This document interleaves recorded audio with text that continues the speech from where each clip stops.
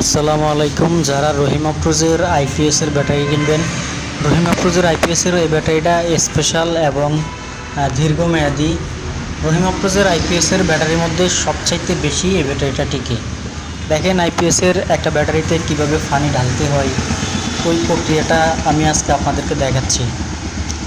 যখন একটা কোম্পানি থেকে একটা ব্যাটারি আসে তখন ঠিক এরকম একটা ব্যাটারি আসে। এই ব্যাটারির এই ক্যাপগুলোতে কিছু কাগজ দিয়ে সিল করা থাকে। আমি সিলগুলো উঠাই ফেলছি, উঠাই ভিতরে আপনাদেরকে দেখাচ্ছি একেবারেই খালি, অ্যাসিড ডালা হয় নাই। এই যে এখন অ্যাসিডের ঝাড় থেকে পাইপের মাধ্যমে পানি বের করে এই যে পানি দেওয়া হচ্ছে। এই প্রথম যেটা দিবে এটা হইল অ্যাসিড।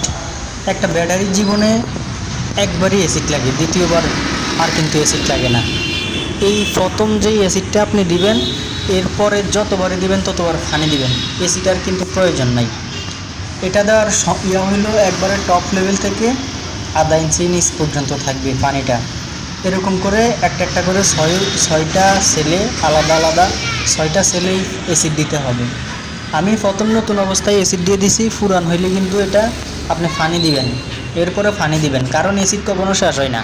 আপনি পানি দিলে এই অ্যাসিডটা পানি দিলে পানিটা অ্যাসিডে পরিণত হবে কিছুদিন পরে। তো যাদের দেশে এবং বিদেশে যাদের রহিম আফরোজের ব্যাটারি লাগবে, তারা স্ক্রিনে থাকা নাম্বারে এখনই যোগাযোগ করুন। ভালো থাকবেন। আসসালামু আলাইকুম।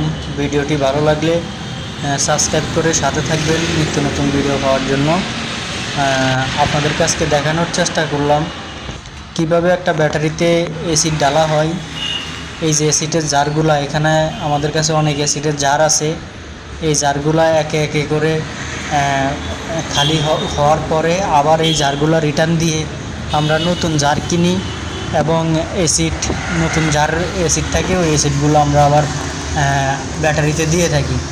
এটি রহিম আফরোজের IPB special battery, IPB special.